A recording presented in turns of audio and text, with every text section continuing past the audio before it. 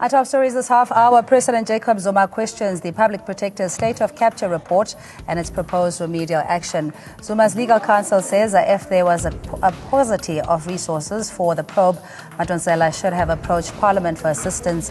He says the Public Protector cannot prescribe remedial action as she hasn't made any conclusive findings.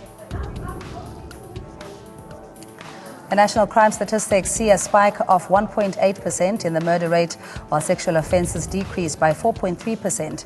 Police Minister Mbalula says he is set to crack down on lazy police officers.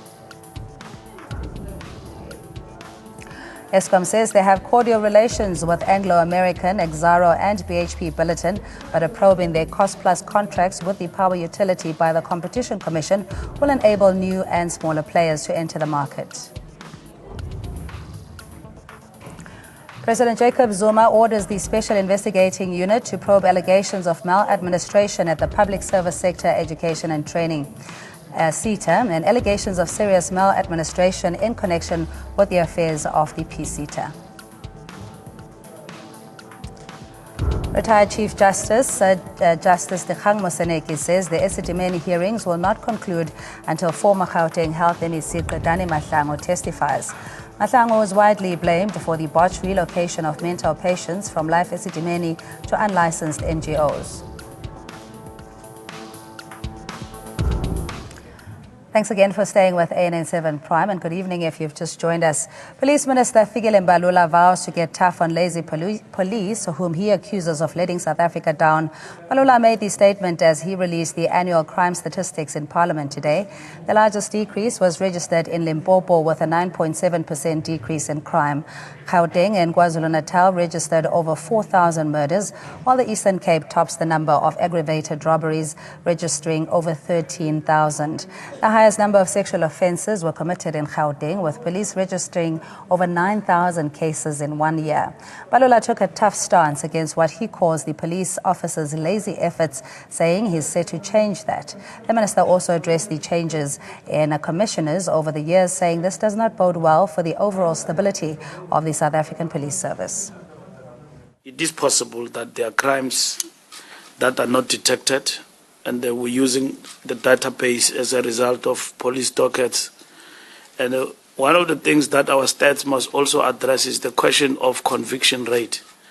Not only for us, but before this, I know that the NDPP or NPA will know that how many people have actually been convicted in the system. We need to also collaborate with correctional services so that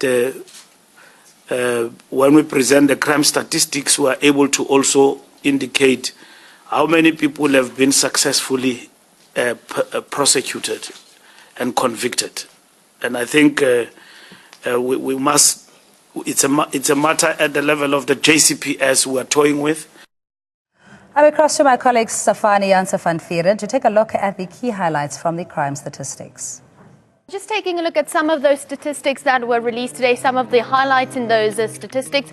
Now, Mbalula has emphasized that the level for murder and aggravated robberies is still a concern. We see that it has gone up by 1.8% in this year, and last year we could see that it had gone up by 4.6%. So it hasn't gone up by that much as in the previous years, but it is still a concern. Now, aggravated robberies, there are three trio crimes there. It is carjacking, residential and non-residential robberies.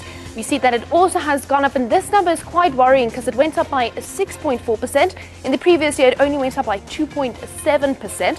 Then taking a look at the crime states, the higher murder rates per province, we see that Gauteng is first there with 4,101 murders, KZN 4,014, and then the Eastern Cape there with 3,628.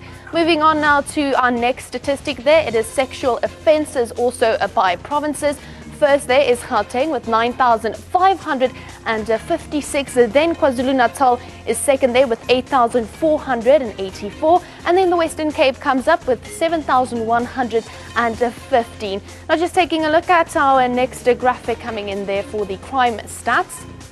Now, we are making some headway in crime. We see that cash in transit robberies has gone down by 10%, Also, another thing that has gone down is house burglaries. It's down by 1.6%.